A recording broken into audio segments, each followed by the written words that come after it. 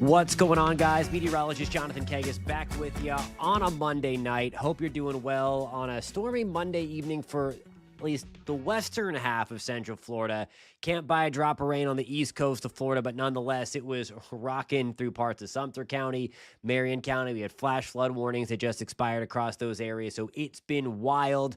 Hope you're doing well tonight. We're coming at you live on the News 6 streaming app on your big TV and also on the News 6 YouTube page. Thank you a ton for being here. Of course, if you were with us earlier, then you know that we were streaming live to cover those storms for our friends along the I-75 corridor and areas to the west of Orlando. So we are going to get at it. The Florida forecast, of course, it's all going to be about Hurricane Erin not coming to Florida.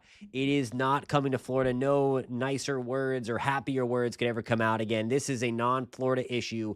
Unless you're talking about the beaches, it's going to be ugly at the beach. There could be some significant beach erosion because of this. There could be, and likely will be, life-threatening rip currents, and the waves are going to get big. It's not going to be recommended to get in the water really for the rest of this week. So it's going to be important to note that I'm sure there's going to be surfers out there. I'm sure there will be. But nonetheless, it's going to be dangerous, and I just hope everybody pays attention. Of course, at the end of the show, we are going to take your questions and comments if you have any. Again, if you just want to stop by and say, hey, please post it in the comments, and I will bring them over. I'll get the chat loaded up into the chat room, again, across the board going forward. Okay, so here is the latest on Hurricane Erin. It is still a 130 mile per hour machine. I feel like it's been a category 4. I mean, it has been a category 4 across the board for a long period of time. Winds up 130 miles an hour. The millibars, the pressure up to down to 947. And the big thing here, the northwest movement at 10 miles an hour. It continues to glide to the north and west. So it has started the turn, and it will continue to make the turn slowly over the next 24 to 48 hours. You can already see, if you look closely in the satellite, that jog back to the north. The trough, the dip in the jet stream, just about has it, and it's going to start to yank it further to the north a little bit. And again, no direct impact to Florida. This is a storm that nobody should want. That's the other thing I've seen. I've seen a lot of people just trying to will this storm to land somewhere. And I'm just like, this is a beast of a storm. This would probably be one of the worst because it's so big and it's so powerful. And you never like that combination. You don't like each of the combinations, but together it would have been terrible. So again, we are good to go in all of the above when it comes to Erin. So again, staying a couple hundred miles off of our shores, still expected to be a strong little thing here, really big thing. Wait to see the satellite tomorrow. Tomorrow at this time, it's going to be even bigger. I think by the time it gets to Thursday, we are going to see an outer band in the Outer Banks and an outer band in Bermuda. That's how big this thing is going to be going forward. But a Cat 3 kind of slicing right on in between the United States and Bermuda, going down to a category 2, still a hurricane north of Halifax. And we're still talking about this thing on Saturday. So quite the storm indeed. Certainly impacts are not zero. We had tropical storm conditions in Puerto Rico. We have tropical storm conditions in the Turks and Caicos. And we have tropical storm conditions expected in the Outer Banks. For Florida, this is going to be a beach-only event. No outer rain bands are coming here. We're not talking about any kind of rain chance with this thing. It's all about the waves. And I mean, just look at these waves going forward, right smack dab in the purple there. We're talking wave heights. That's crazy.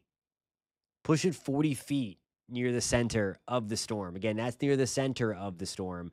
I'll take it closer to the shoreline here, and we'll see the waves. This is early tomorrow morning, so the waves out at sea starting to get a little crazy. Closer, not so much. And that's going to continue to slide through. Let me take this forward. And then there's where it really, hey, come back. Oh, I forgot my pause point there. I'm like, come back.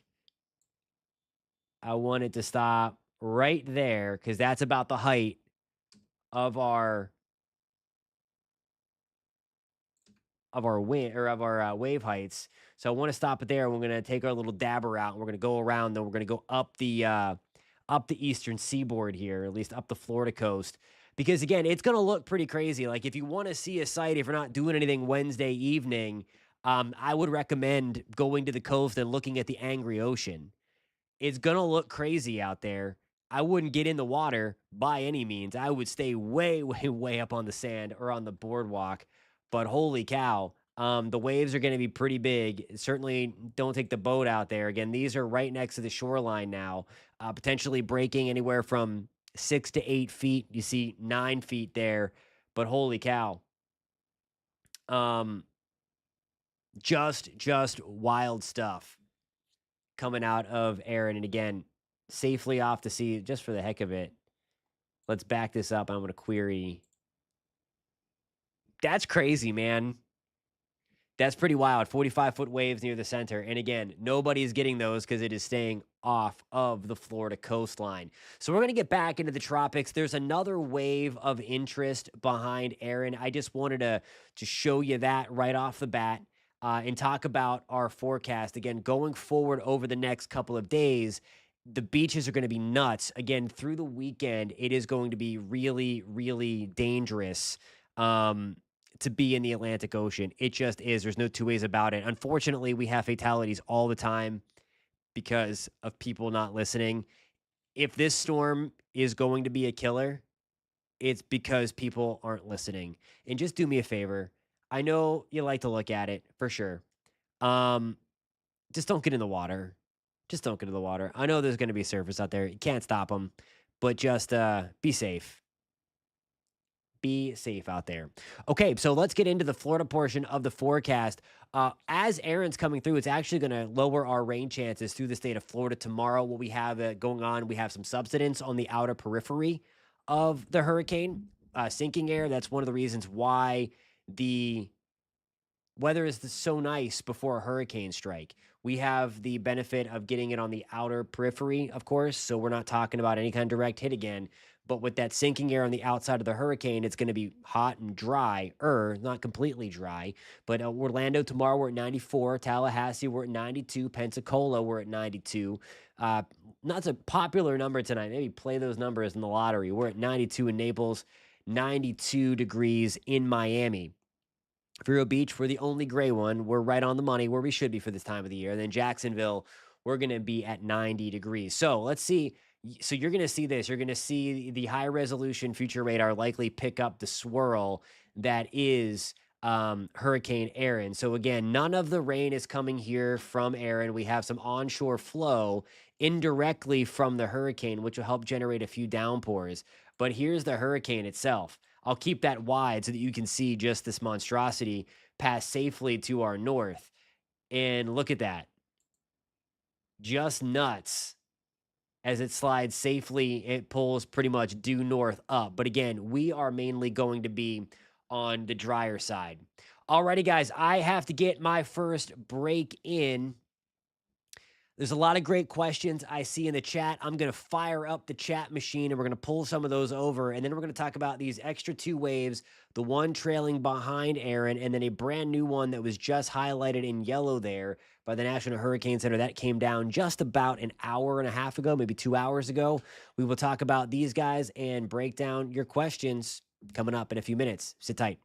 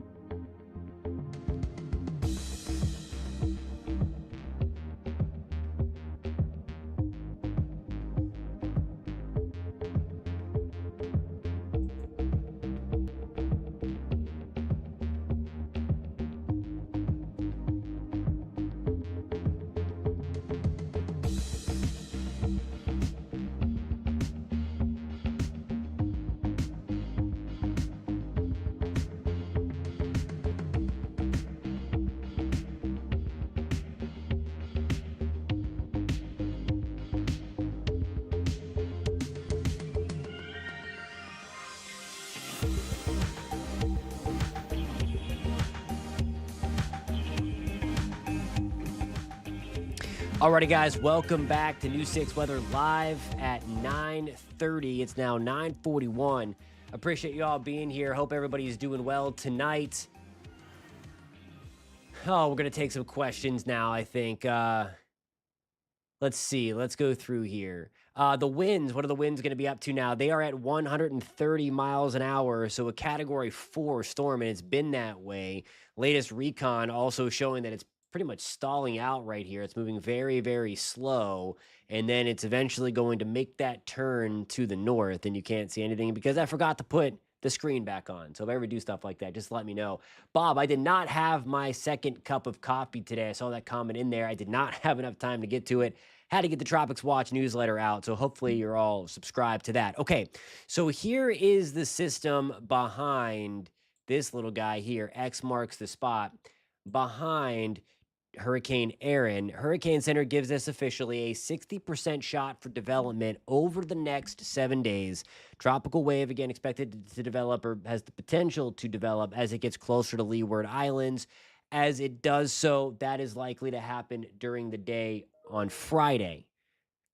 It nears the islands by Friday. So still several days to go before we even get anything to develop. So naturally, we are going to naturally, we're going to see some things happen. I'm just trying to make sure I have my models up. I think I closed out of everything. So I have to load up some extra models for you to show on that one. So I'm going to do that right now before I get to them. Okay. But I want to show you the steering current. By the way, this yellow guy here, that's a nice juicy tropical wave sliding off of Africa as we speak. Jody, I did not get your question. So if you want to post that again, I did not see your question, Jody.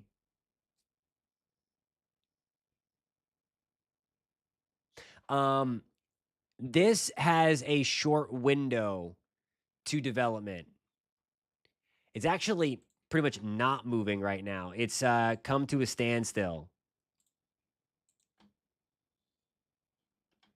Let's see. Recon's finding it as of the 8 o'clock advisory is still moving at 10 miles an hour, but it's like not moving right now. It's just very, very slowly. So it's yeah, but you do see the jog to the north and east though a little bit. Plus, you can start to see something going on here. Notice how there's more of the colors on the east side of the center. It's starting to feel something, and that's going to be that trough. That's going to be that trough that eventually starts to kind of nudge it. But yeah, no, I mean, good observation. It's hardly moving at all tonight. Hey, Paul, good to see you again. Appreciate you tuning in. Of course, of course. No, we love doing the coverage. We hate that we have to do it whenever it's kind of nasty out there, but we'll keep it posted always on all the streaming services. So make sure everyone's subscribed. But thank you for hanging with us, Paul, and for all your reports every time we go live. I appreciate that, and that is super, super helpful. Okay, so back to the tropical side of things. Here is the steering current. Here are the steering currents. But anyway, this is the deal here. So here is Erin, and just for strength perspective, notice how fast the wind is going here. And all of those different colors, that is a very strong hurricane. That is Erin right there, okay? This thing right back here is our tropical wave as of Wednesday. You see the wind coming in and then going up and then going back down. That is an open wave of low pressure sliding through, okay? By the time we get to, let's take this out to Friday. Okay, it closed off a little bit. So we might have a tropical depression or maybe a low end tropical storm somewhere north of the islands right through here, according to the European. All of this orange, though, is high pressure. Okay. So we see the high pressure kind of extending back to the Turks and Caicos and into the Bahamas. I want to show you this. This is actually a new update because I'm just seeing this little appendage for the first time. So this is going to be Saturday. And this dip in the jet stream here is going to help to get this further away. And you see it already start to lift. We like that. So there's the little guy there. Again, not very strong on the European. And now there's this monster dip in the jet stream out over the eastern seaboard.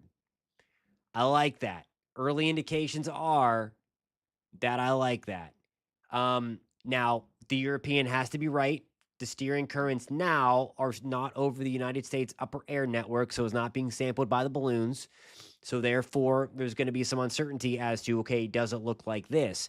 The GFS, for instance, wants a hurricane into Florida with this, but the GFS also in the last run, I don't know if anybody saw, I just put a hurricane in Long Island, that being Erin, and Erin's not going to Long Island. So it's on something. As it's been all season, it's been terrible. Um, it's been terrible. So right now, I'm cautiously optimistic that the wave behind Erin is a non-issue, and it kind of lifts on out of here. And even if it takes a further southerly track, like some European ensemble members do take it. And for that, I'm going to load up the next round of the computer here. Just have to click and click and click. You can hear me click. Let me get you over to that so you can see what I'm doing.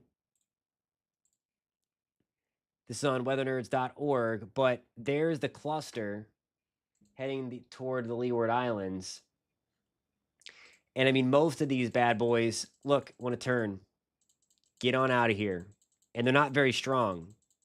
Certainly, we had indication that Erin was going to be really, really strong. So let me turn the tracks off so you can maybe see better. There's the spread. So there are a few down here, and a lot of them turn. So that's what I'm saying. Limitless Lightning says you're all the way. Gave up on the GFS. Yeah, I just don't understand. I just don't understand why it's struggling so much. It did much better last year. How does the error of the models predicting the strength of air in the last few days affect future systems?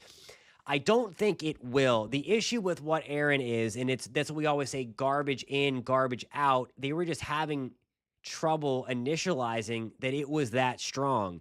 And then therefore it wasn't correcting further west. The issue with why they weren't doing that is since Erin got so much stronger than modeled, the models were still thinking that it was kind of riding on the low level flow. But the upper level flow is what kind of dictated that northeast to southwest movement as it kind of dipped down closer to the Turks and Caicos a little bit. So that's really the deal. That's really the deal with that. It shouldn't have any influence. What it will do, though, that extra data that we're getting out into the ocean, it should help models perform better with the other stuff because at least we're getting new data into that. So it does give a little more kind of credibility to the models that are running through. Alrighty, guys, I have to take a quick break again. I'll be back in 3 minutes, and we'll finish off with a couple minutes of the Q&A. Thanks, guys.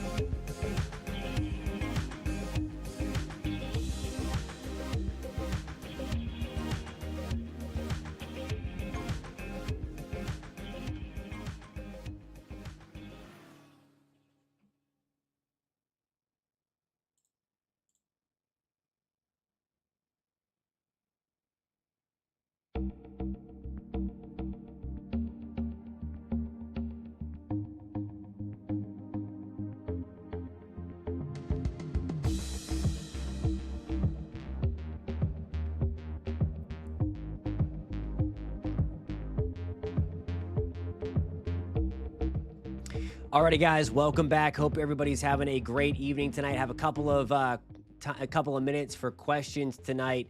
Elizabeth, I have never stood out in a hurricane to cover them. I've been out in blizzards many times that had the same wind speeds as a low end hurricane, but never covered a hurricane on the coast. At least never been out in one. I've been parked right in here, forecasting that for sure.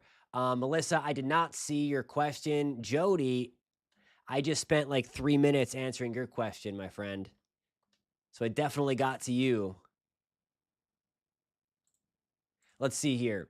Um, Limitless Lightning says if that trough succeeds in pulling that wave north, do you think it would be strong enough to drop nighttime lows? That's a good question. I have not looked at the air behind it, but this is a mean dip in the jet stream for August.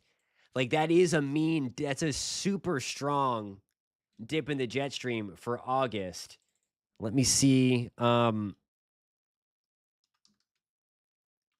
I have a quick.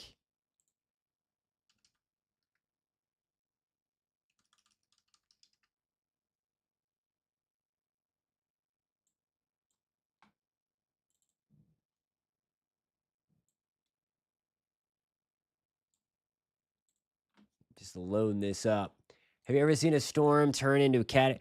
Um, Gosh, maybe Andrew. Probably Andrew in 1992 did it. I don't know. I can't remember what it was, but Andrew would have had to been on some kind of would have some on some kind of basis like that because it was a tropical storm 72 hours prior to landfall. Let's see. I have maybe not last minute, but Hurricane Charlie comes to mind back in 2004. The difference, though, was with Charlie, it was such a bite sized storm. So any little bit of change in wind direction that wasn't modeled correctly because we can't sample everything would just bully it and nudge it because it was such a small storm. With the bigger ones, no. I mean, Dorian stalled, and then that allowed another system to push it out, and that changed the forecast a little bit.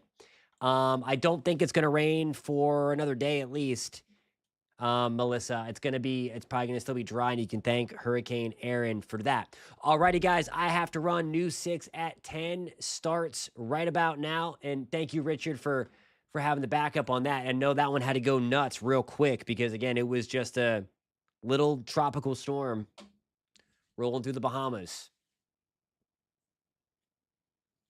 We need that high pressure to break down. That's why it's been so dry. We've had a strong That's one of the reasons why I if we got these storms coming off Africa like crazy, I'd be concerned with the storm coming into Florida because that Bermuda high has been strong and that would tend to kind of push it back through, but it's going to be a while, I think. Any higher It might be a little breezy tomorrow and Wednesday. Indirectly, though, related to air, and it's because of the pressure gradient, because we have higher pressure over land, lower pressure over bigger lower pressure over the water, courtesy of Aaron. Alrighty, guys, have to get ready. New 6 at 10 coming up in a couple of minutes. I'm gonna be near the top of the show, so I need to hightail into the studio. Thanks so much for the conversation. Sorry if I missed your comments or questions. I appreciate all of you. It's been great hanging out again. I will see you guys in a couple of minutes on TV, New 6 at 10. And then tomorrow, right back here in the streaming studio at 9:30. Have a great night, everyone.